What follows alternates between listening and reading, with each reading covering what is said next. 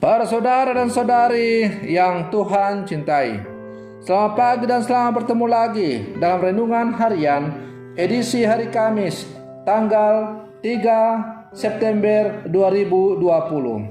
Hari ini gereja merayakan peringatan wajib Santo Gregorius Agung, Paus dan Pujangga Gereja.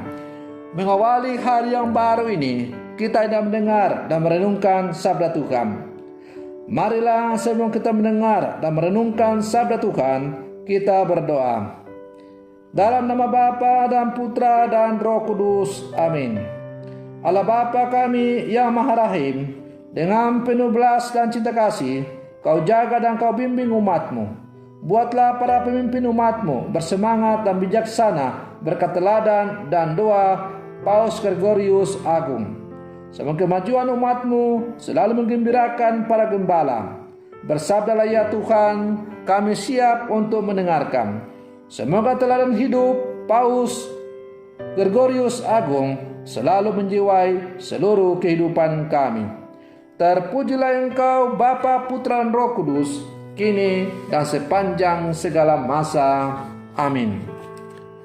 Para saudara dan saudari yang Tuhan cintai, sabda Tuhan yang hendak kita dengar dan kita renungkan bersama pada peringatan wajib Paus Gregorius Agung diambil dari Injil Lukas pasal 5 ayat 1 sampai 11. Tuhan sertamu. Inilah Injil Tuhan kita Yesus Kristus menurut Santo Lukas. Pada suatu ketika, Yesus berdiri di pantai Danau Genesaret. Orang banyak mengerumuni dia hendak mendengarkan sabda Allah. Yesus melihat dua buah perahu di tepi pantai. Nelayan-nelayannya telah turun dan sedang membasuh jalannya. Ia naik ke dalam salah satu perahu itu, yaitu perahu Simon, dan menyuruh dia supaya menolakkan perahu itu sedikit jauh dari pantai. Lalu Yesus duduk dan mengajar orang banyak dari atas perahu. Selesai berbicara, ia berkata kepada Simon, "Bertolaklah ke tempat yang dalam dan tebarkanlah jalamu untuk menangkap ikan." Simon menjawab, "Guru, telah sepanjang malam kami bekerja keras dan kami tidak menangkap apa-apa. Tetapi atas perintahmu, aku akan menebarkan jala juga." Dan setelah mereka melakukannya, mereka menangkap ikan dalam jumlah besar, sehingga jala mereka mulai koyak. Lalu mereka memberi syarat kepada teman-temannya di perahu yang lain, supaya mereka datang membantu. Maka mereka itu datang, lalu mengisi kedua perahu itu dengan ikan hingga hampir tenggelam. Melihat hal itu, Simon tersungkur di depan Yesus dan berkata, "Tuhan, tinggalkanlah aku, karena aku ini orang berdosa." Sebab Simon dan teman-temannya takjub karena banyaknya ikan yang mereka tangkap.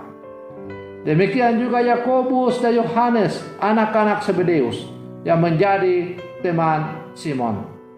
Yesus lalu berkata kepada Simon, "Jangan takut, mulai sekarang engkau akan menjala manusia." Dan sesudah menghela perahu-perahunya ke darat, mereka lalu meninggalkan segala sesuatu dan mengikuti Yesus. Demikianlah Injil Tuhan. Para saudara dan saudari yang Tuhan cintai, Yesus menyuruh Petrus untuk pergi ke tempat yang dalam dan menjala ikan di sana. Sebetulnya Petrus mempunyai alasan-alasan rasional untuk mengabaikan perintah Yesus itu. Misalnya, Yesus adalah tukang kayu, bukan nelayan.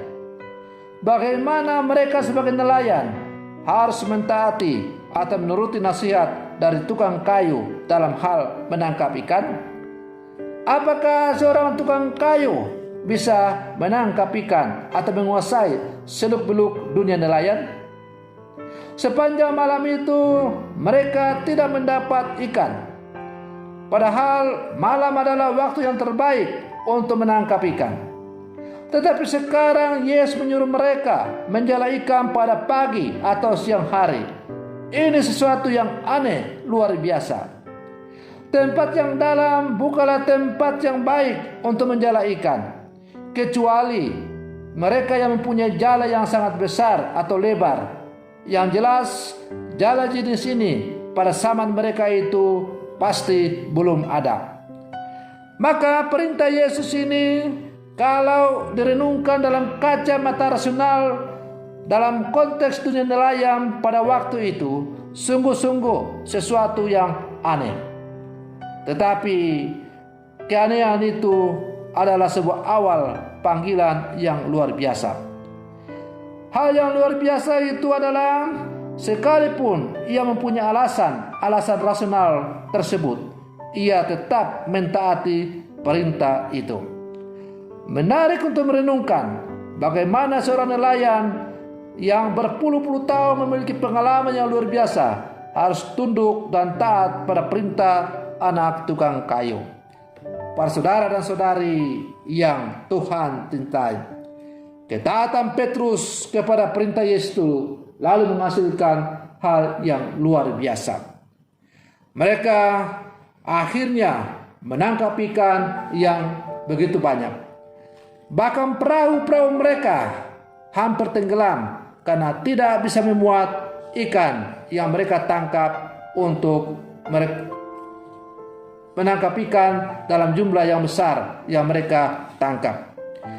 Para saudara dan saudari yang Tuhan cintai, apa pesan yang mau disampaikan lewat bacaan yang dipendengarkan kepada kita pada hari ini? Bacaan ini mau mengajak kita untuk merenungkan panggilan kita sebagai murid-murid Yesus. Bahwa panggilan kemuridan itu dimulai dari lingkup yang paling sederhana dan berkenaan dengan hidup harian para murid. Dalam hal ini mereka adalah nelayan. Wibawa dan kuasa Yesus mempesona Simon dan nelayan lain untuk melakukan apa yang diminta oleh Yesus. Meskipun mereka seorang nelayan yang berpengalaman puluhan tahun, sementara Yesus itu hanyalah seorang anak tukang kayu, tetapi pesona akan pribadi Yesus membuat mereka terpesona dan mentaati apa yang diperintahkan oleh Yesus. Dan hal itu terungkap dari kata-kata Petrus. Tetapi karena engkau menyuruhnya, aku akan menebarkan jala juga. Para saudara dan saudari yang Tuhan cintai, Yesus mengundang para nelayan untuk ambil bagian dalam karya dan perutusannya. Mereka yang sebelumnya penangkap ikan sekarang diundang menjadi penjala manusia. Perjumpaan dengan Yesus tidak sekedar mempesona para murid, melainkan meneguhkan mereka untuk ambil bagian dalam karya pewartaan Injil. Tanggapan mereka terhadap panggilan Yesus ialah dengan meninggalkan segalanya, sebuah konsekuensi dari panggilan kemuridan. Karena itu, pada bagian terakhir dari bacaan Injil tadi, kita mendengar para murid itu, para nelayan itu meninggalkan segala-galanya lalu mengikuti Yesus.